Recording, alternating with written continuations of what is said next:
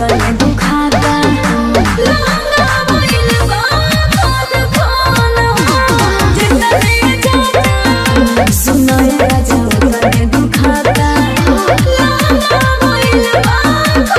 खोन म्यूजिक बाबू पांडे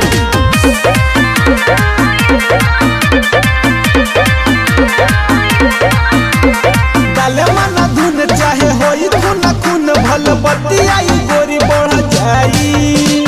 लगता वे डोर के कपे थर थर कहीं एक बोरी एक चढ़ जाई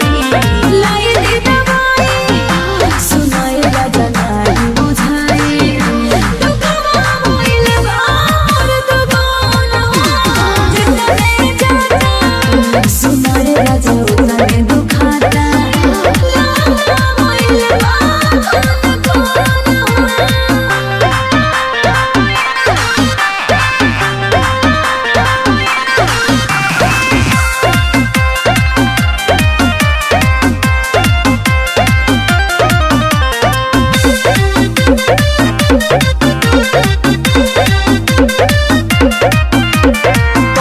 बुझाई नहीं डालता नीला का कौन सतेला